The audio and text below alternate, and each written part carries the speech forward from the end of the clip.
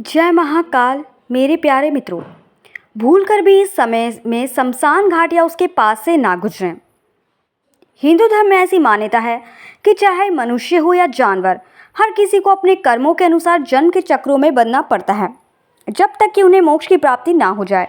अगर जीवन चक्र बिना किसी पाप के पूरा कर लिया जाए तो मोक्ष की प्राप्ति के करीब पहुंचा जा सकता है। अगर किसी जन्म में अच्छे कर्म किए जाएं तो अगले जन्म में ज़्यादा अच्छे रूप में जन्म मिलता है।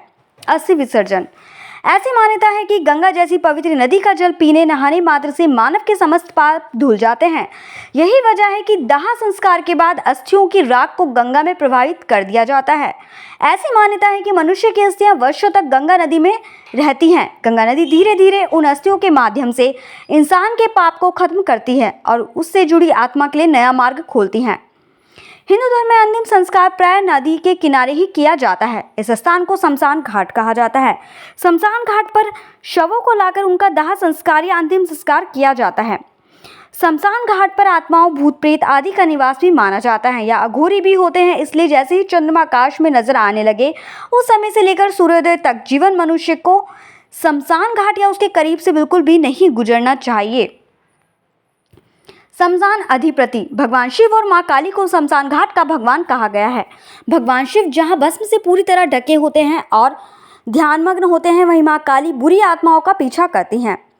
शमशान की देखरेख करते हैं भगवान शिव। ऐसी मान्यता है कि शरीर के अंतिम संस्कार के बाद भगवान शिव मृत को अपने अंदर समाहित कर लेते हैं। इसलिए किसी मानव को अपनी उपस्थिति से इस प्रक्रिया में बाधा नहीं पहुंचानी चाहिए, नहीं तो उन्हें मां काली के प्रकोप का सामना करना पड़ सकता है। हिंदू शास्त्रों के अनुसार दिन के समय भी किसी भी इंसान को शमशान घाट में नहीं घूमना चाहिए। इस समय भी बुरी आत्माएं सक्रिय हो जाती हैं और मानव इन बुरी आत्माओं या नकारात्मक शक्तियों से लड़ने में सक्षम नहीं हो पाता है। हिंदू शास्त्रों के अनुसार रात को नकारात्मक शक्तियां अधिक प्रभावी होती हैं। ये नकारात्मक शक्तियां मानसिक रूप से कमजोर किसी भी व्यक्ति को तुरंत अपने प्रभाव में ले लेती हैं। यदि कोई व्यक्ति भावात्मक रूप से कमजोर हो और नकारात्मक सोच से घिरा हो तो ये संभावना और भी बढ़ जाती है। जब कोई व्यक्ति नकारात्मक शक्तियों के प्रभाव में आता है तो उसका खुद पर काबू नहीं रहता, वे उनके वश में हो जाता है। इसमें कोई संदेह नहीं है कि सकारात्मक और नकारात्मक शक्तियों का प्रभाव सभी मनुष्यों पर होता है, लेकिन कमजोर सोच के लोगों पर नकारात्मक शक्ति तुरंत हावी हो जाती है। इसलिए कहा गया है कि रात को किसी भी शमशान में नहीं जाना चाहिए या उसके पास से नहीं गुजरना चाहिए। हिंदू धर्म में अंतिम संस्कार को लेकर कुछ नियम तय किए गए हैं जिन्हें ध्यान में रखना चाहिए। किसी भी शव का जल्दबाजी में अंतिम संस्कार नहीं करें। अगर किसी व्यक्ति की दिन के समय मृत्यु हो जाती है तो उसको शव को 9 घंटे के भीतर अंतिम संस्कार कर दिया जाना चाहिए। लेकिन अगर किसी मृत्यु रात में हुई है तो फिर उसका अंतिम संस्कार नो नाजीगाई 24 मिनट में किया जाना चाहिए। ऐसा मान्यता है कि यम अगर गलती से किसी आत्मा को लेते जाते हैं तो वे उसे वापस पहुंचाने की ताकत भी रखते हैं। इसलिए अंतिम संस्कार करने में बहुत जल्दबाजी करना उचित नहीं माना जाता है।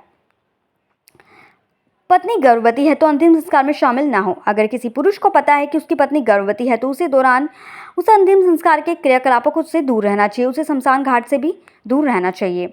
अगर किसी की मौत दक्षिणायन कृष्ण पक्ष रात्रि में हुई है तो उसे दोष माना जाता है। इसलिए शव को जलाने से पहले रिश्तेदारों को, ब्राह्मणों को भोज, व्रत या दान पुण्य करके इस दोष का निवारण किया जा सकता है। जय महाकाल मेरे प्यारे मित्रों, मेरे चैनल को लाइक सब्सक्राइब करना बिल्कुल ना भूलें।